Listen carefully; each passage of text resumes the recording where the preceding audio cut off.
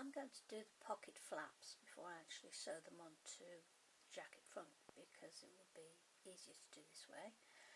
And I had to decide what sort of buttonholes I was going to use, whether I was going to do it on the machine, but I don't think my machine will do the buttonholes wide enough for what I want.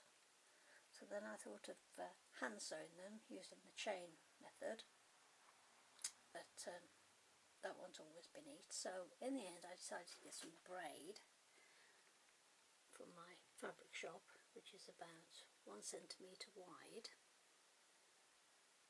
and I'm going to sew that onto my flaps and keep them the same distance from the edge.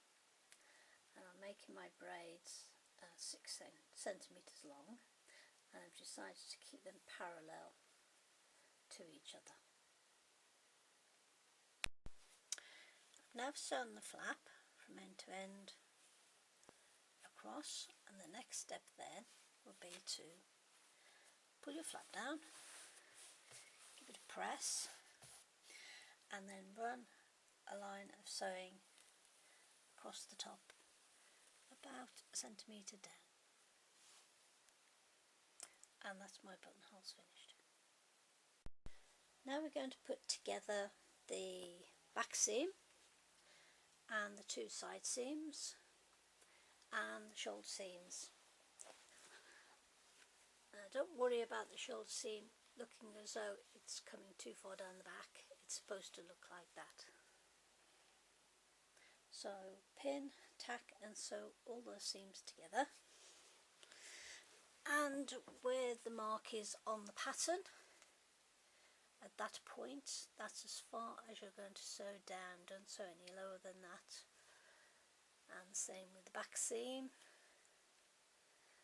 and the other side seam. Now I'm going to put the fill-in piece onto the jacket. There are no instructions to say how the lining should be applied in this case, so what I've decided to do is I've pinned the lining onto the gadette, and I'm going to put the whole thing into the back of the jacket at the same time. The lining for the jacket I shall leave till last, but what I'm going to do now is actually put the pleats into my piece. It'd probably make it easier to do it this way in the long run, to have all the pleats in place. Okay, I've pinned the insert to my main jacket as per the instructions.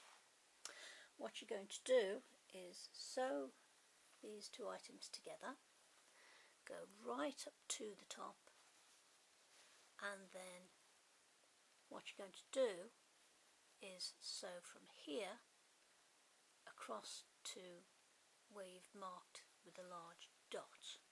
You're going to stop sewing there, do not go any further. Then you're going to take your sewing out, and then you're going to sew the other side. Sew up the side seam right the way to the top. Then you're going to start another sewing line from here, going to the large dot, and do not go any further than that. This is just to show you what your finished sewing work will look like. Having sewn up the side seams all the way to the top, like that, you then sew from there to where your mark is. If you feel underneath the jacket, you can actually feel where the join is at the back of the jacket, and that is the point that you're aiming for.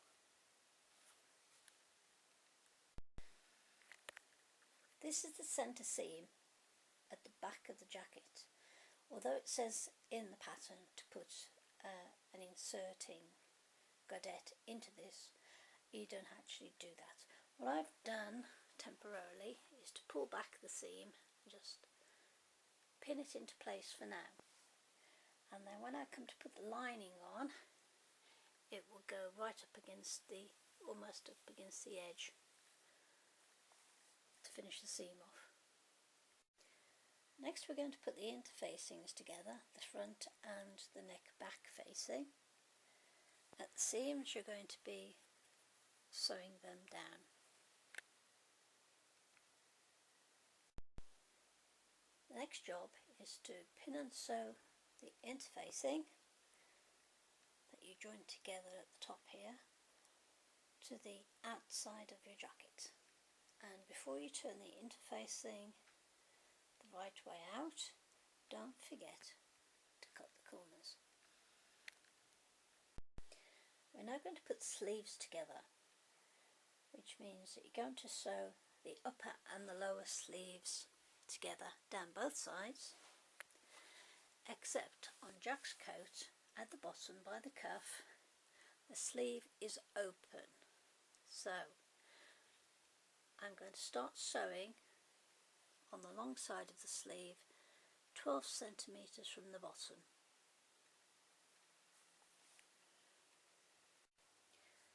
Next we're going to do the cuffs.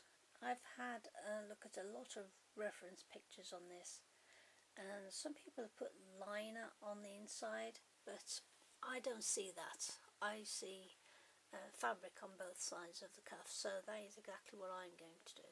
I'm not going to put any interfacing in there because I want them to be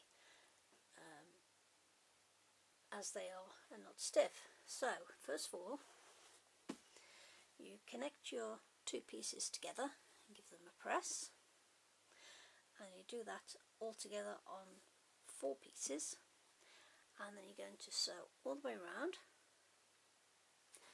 and before you turn it the right way around, don't forget to clip your corners, and you'll have to do 2 cuffs, so don't forget. Okay, I've turned the sleeve the right way out so you can have a look as to what I'm going to be doing next. We're going to attach the sleeve to the cuff. So if I just open that, we'll start with the centre of the cuff with the seam of the sleeve, and it'll be right side to right side. Then you're going to attach it all the way along until you get to the seam, obviously, and then when that is attached, you're then going to sew it from the seam where you can see the sewing. If you open the seam up, you'll be sewing from there all the way around the sleeve until you get to the other seam on the cuff. The material on the sleeve itself is slightly wider than the sleeve, which is an advantage. So I'd rather have it wider than shorter, obviously. There won't be enough material. So if you find that you've got a little bit of sleeve material hanging over, don't worry about it. All you've got to do is sew from the seam line to the seam line on your cuff. When you're sewing in your insert down the side, don't go all the way down to the bottom, leave about 10 centimeters. Tie off your thread, move the lining out of the way, and then you're going to continue sewing just the fabric right down to the hem. Do that on all sections. When you're sewing in your interfacing and you've come down the side here, you want to turn, I made a mistake by the way, you want to turn about 3 centimeters above the hem line at the bottom, right to the end of the facing. Okay, I'm now going to set the sleeves into the jacket, and it is absolutely essential that you do an ease stitch, and the importance of it is that you need to give your jacket seam a little bit of give, otherwise your jacket is going to be so tight around the seams that you probably split it. So what you have to do is do a minute running stitch around just the sleeve before you set it in, and then tack and pin and then sew along that line. They're very, very minute gathers, very minute. Okay, we're going to now move on to the shoulder seam of the facing, right at the top of the jacket where you put the facing in. You don't want the facing to keep rolling back on itself when you put the lining on, so turn the facing backwards and then stay stitch those seams one to the other about halfway along the shoulder facing, so to about there, just so that the facing itself doesn't move when you put the jacket on.